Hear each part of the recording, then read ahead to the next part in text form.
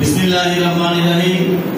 মাহাস স্বেচ্ছাসেবী সংগঠনের দ্বিতীয় প্রতিষ্ঠা বার্ষিকী উদযাপন উপলক্ষে আয়োজিত অনুষ্ঠানের সম্মানিত প্রধান অতিথি মাথাভাঙ্গা ভৈরব উচ্চ বিদ্যালয়ের সুযোগ্য ভারপ্রাপ্ত প্রধান শিক্ষক জনাব মোহাম্মদ শাহাদ আলম স্যার, আর উপস্থিত রয়েছেন অত্র বিদ্যালয়ের সম্মানিত সিনিয়র শিক্ষক এবং আজকের অনুষ্ঠানের সম্মানিত বিশেষ অতিথি আমার শিক্ষক জনাব মোহাম্মদ জসিমউদ্দিন স্যার, আর উপস্থিত রয়েছেন মাথাভাঙ্গা ভৈরব উচ্চ বিদ্যালয়ের সিনিয়র শিক্ষক জনাব মোহাম্মদ আতিকুর রহমান ভূঁইয়া সহ আরো অন্যান্য শিক্ষকবৃন্দ, উপস্থিত ছাত্রছাত্রীবৃন্দ এবং মাহাস স্বেচ্ছাসেবী সংগঠনের সদস্যবৃন্দ, সকলকে জানাই আমার আন্তরিক সালাম।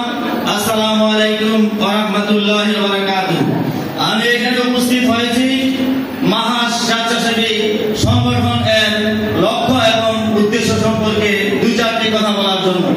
আসলে মাহাস স্বেচ্ছাসেবী সংগঠনের প্রধান লক্ষ্য হচ্ছে দরিদ্র অসহায় ব্যক্তিদের মাঝে অন্ন বস্ত্র বিতরণ করা, আর সেই কাজটি অত্যন্ত সফলতার সাথে করে আসছে মাহাস স্বেচ্ছাসেবী সংগঠনটি।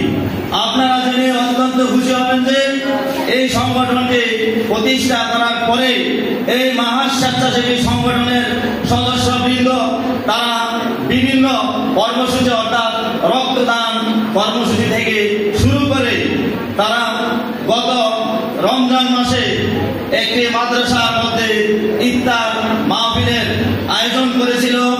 এছাড়াও যখন প্রথম এই প্রতিষ্ঠা বার্ষিকী উদযাপন করা হয়েছিল তখন আমাদের এই মাথাভাঙ্গা ভৈরব উচ্চ বিদ্যালয়ের শিক্ষার্থীদের মাঝে শিক্ষা সামগ্রী বিতরণ করেছিল।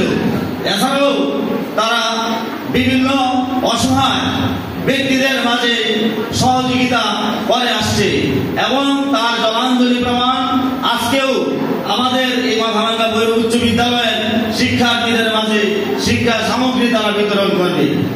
তাই আমরা বুঝতে পারছি যে এই সংগঠনটি দিনের পর দিন স্বেচ্ছাসেবী মূলক অংশ হিসাবে তারা জনকল্যাণমূলক কাজ করে যাচ্ছে। তবে আমি বলবো যে মানুষ হচ্ছে আশরাফুল মাখলুকাত অর্থাৎ সৃষ্টির সেরা জীব। সৃষ্টির সেরা জীব হিসাবে মানুষের কিছু দায়িত্ব এবং কর্তব্য রয়েছে, সেটা হচ্ছে অন্যের কল্যাণে কাজ করা।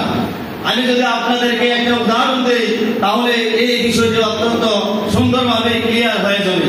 যেমন পুষ্প আপনার জন্য ফুটে না, ফুল কিন্তু নিজের জন্য ফুটে না।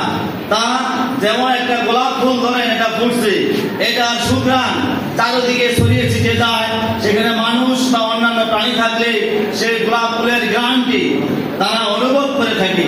ঠিক তেমনি আমাদের মানুষের জীবনকেও ঠিক অপরের কল্যাণের জন্য বিলীন করে দিতে হবে, তাহলে আমাদের জীবন সার্থক এবং সুন্দর হয়ে উঠবে। যাই হোক, ইংরেজিতে একটি কথা আছে, ম্যান ইজ মর্টাল, মানুষ মরণশীল। কোরআন শরীফের মধ্যে রয়েছে কুল্লু নাফসিন যায়িকাতুল মাউত, প্রত্যেক প্রাণীকে মৃত্যুর স্বাদ বরণ করতে হবে। All of the person will be die from the earth one day, একদিন সকল মানুষকে এই পৃথিবী ছেড়ে চলে যেতে হবে। কি থাকবে আমাদের? ন্যায় আমল, ভালো কাজ। আজকে যে স্বেচ্ছাসেবী সংগঠন মাহাস স্বেচ্ছাসেবী সংগঠনের মাধ্যমে তারা এরকম জনকল্যাণমূলক কাজগুলো করে যাচ্ছে, এগুলো আমাদের দুনিয়ার জন্য কল্যাণ বয়ে আনবে এবং পরকালে আমাদের নাজাতের মুক্তির পথ হয়ে দাঁড়াবে ইনশাআল্লাহ, আশা করি। যাই হোক, আমি আমার বক্তব্য সামনে দীর্ঘায়িত করতে চাই না। আমার সিনিয়র শিক্ষকবৃন্দ এখানে উপস্থিত রয়েছে, ওনারা আপনাদের সামনে অত্যন্ত সুন্দর তাৎপর্যপূর্ণ এবং জ্ঞান গর্ব আলোচনা এবং বক্তব্য রাখবেন, আপনারা মনোযোগ সহকারে শুনবেন।